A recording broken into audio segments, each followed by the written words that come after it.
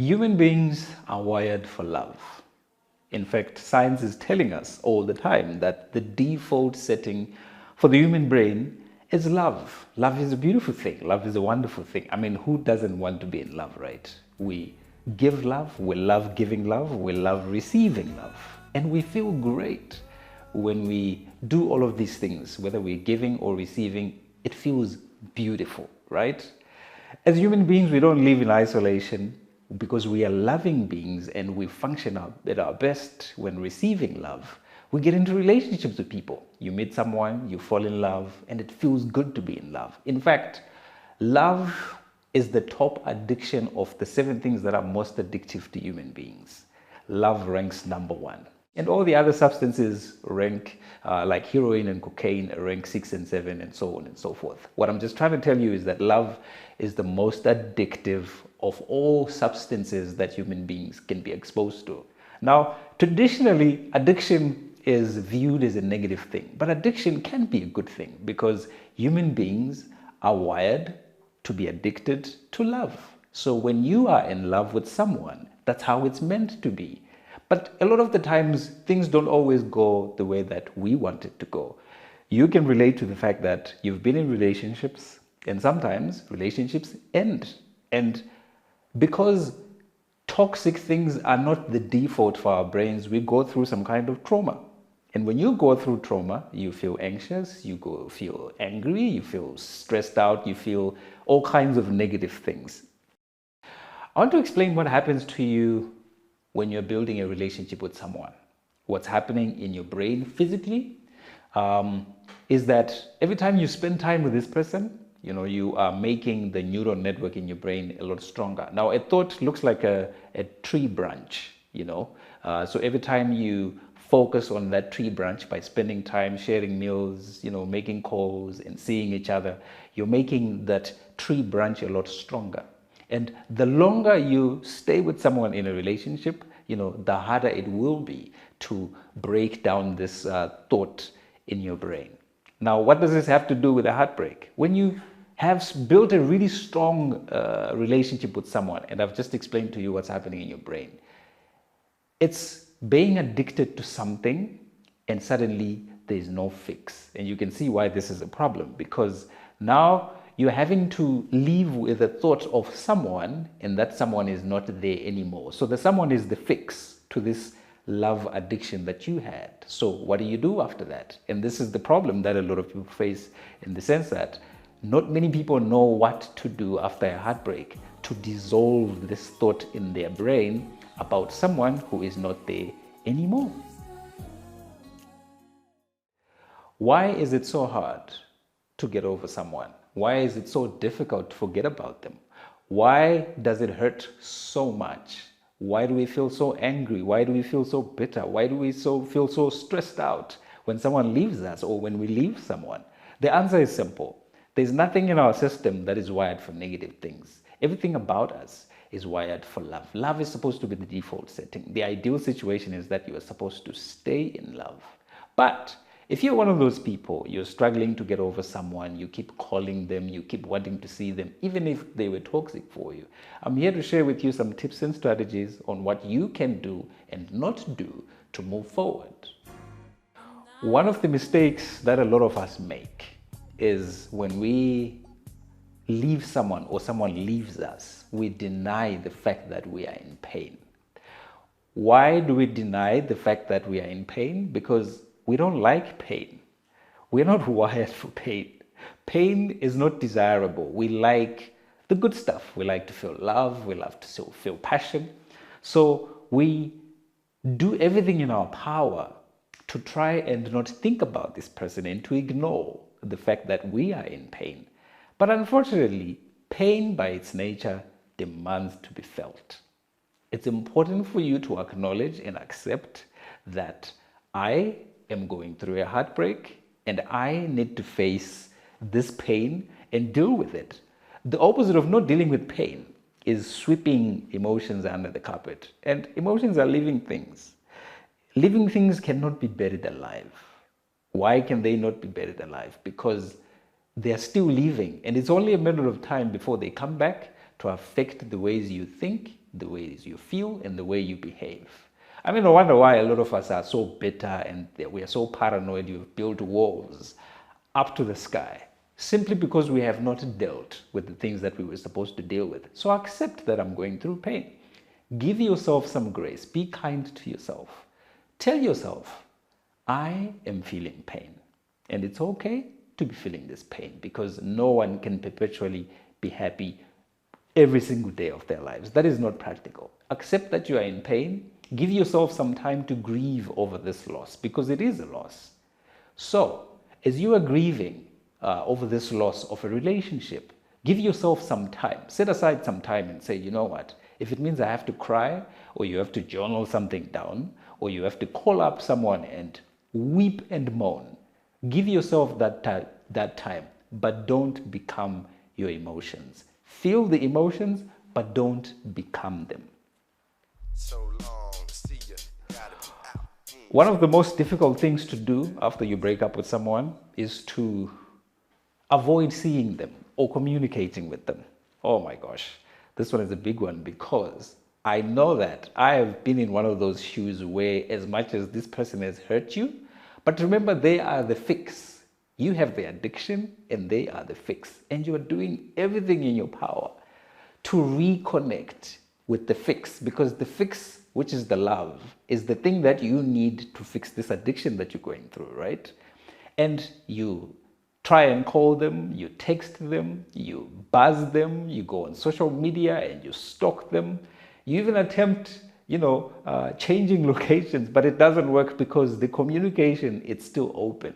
And what you're doing is the more you're communicating with this person, the more you are talking to them, and they have hurt you and they are not there anymore, the more you are strengthening the neural network in your brain, which you have built over time. And it doesn't help you move forward because ideally, to move forward, you are supposed to break down this thought that you have created about this person and break it down to a place where you are not affected by it anymore. Because thoughts come with emotions, and every time that thought comes up, emotions will come up, and you feel the things that you used to feel, and it doesn't help you move forward. So the ideal situation is for you to minimize the communication. If it's possible, to stop all the communication altogether. Block their number if you have to. Unfriend them off social media if you have to, because the more you keep seeing them seemingly happy, then the more it affects you. So you might want to minimize all the communication. If there's anything in your house that reminds you of this person, if it's something that they gave you or it's something that you gave them, then it's important to get it sorted out as soon as possible so that you start your healing journey without all these interruptions. So the idea is to protect your heart and protect you and facilitate your healing moving forward.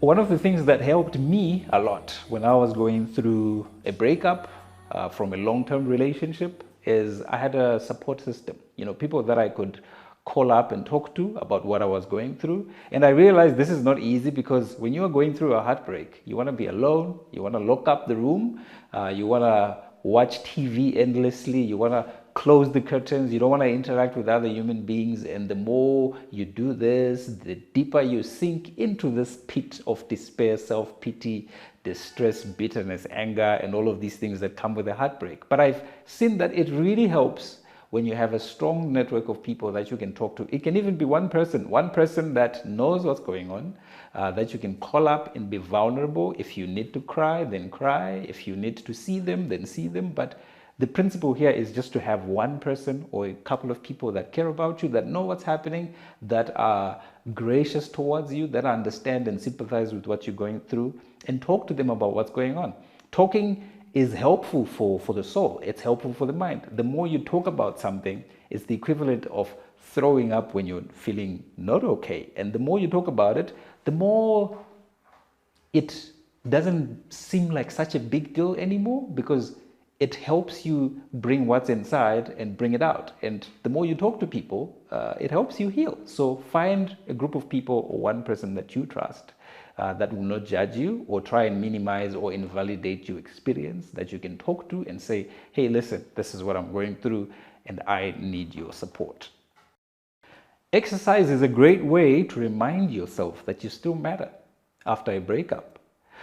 One of the things that suffers the most after a breakup is your self-worth. A lot of us can relate to the fact that when you break up with someone, it's not easy moving forward because you feel rejected, and rejection is a difficult thing for human beings to deal with. So find an exercise that you can do, because exercise produces feel-good hormones, and the more you feel good, the more you do good.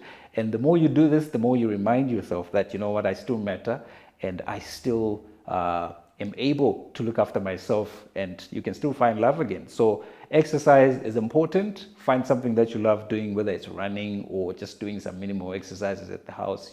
Look after yourself somehow. One of the most common mistakes that a lot of us make after a heartbreak is that because we do not want to feel the pain, what we do is we start relationships with other people immediately after the heartbreak. And I'll tell you why this is a horrible idea. Now, I'm going to use a physical example, right? And talk about breaking your leg, right? Let's say you were playing or you were walking and then you break your leg, right? You break a leg and your leg becomes swollen, but instead of you going to the doctor and going to the clinic to get it looked at, you don't. You pretend it's not hurt. You are the only person that knows that this leg is broken, and it gets swollen. Every day it swells, right? And then when you interact with people in the normal world and people brush up against your leg, you feel exaggerated pain to that kind of brushing with other people, right? Now, imagine doing this once and then getting hurt 4 times in the same leg, and you still continue to pretend that the leg is not broken. What am I trying to say? A lot of us move from relationship to another relationship to another relationship without ever dealing with the wounds that they sustained in the other relationships. And in the end, you become this super sensitive person who is not able to have a healthy, loving relationships with other people, let alone with themselves, because you are an accumulation of wounds that have not been dealt with. I did mention that emotions are living things and they demand to be felt. If you do, anything you don't deal with emotionally will come back to bite you. We've read news stories about people who have killed their wives and beat up their girlfriends, or girlfriends who have poured hot water on their husbands over very little things. But little things are not so little to someone who is wounded. Little things are exaggerated, and they have exaggerated responses to everything. This person has come to a point where they are not capable of having normal relationships with normal people because they are an accumulation of wounds that have been sustained over the years, over the months, and now they are this giant walking emotional wound that nobody can deal with. They are touchy people, they are very angry, they are very bitter. And the only way to deal with this is to deal with each breakup as it happens. Take time out from relationships. You break up with someone, take time out and heal. When you get into the next one, you are healthy enough to receive and give love. You and I are going to go through a heartbreak at some point or the other, and it's okay. What's important is how we deal with the heartbreak when it happens. Pain is going to happen. Human emotions are like warning signals on a dashboard in a car. Emotions are not the problem. Emotions are just a messenger telling you what's happening in your mind. So the next time you feel heartbroken, instead of thinking, why me? Ask yourself, what is this pain telling me about what's happening in my mind? It's important for you to know the healthy ways of dealing with pain when it happens. And I hope that I have shared some nice tips and strategies that you can implement for you to get better. Yes, you can love again. Yes, you will find love again. Yes, you will be able to receive love again, as long as you don't ignore your emotions and you deal with the things that are supposed to be dealing with. All the best. I wish you love. I wish you, above all, passion.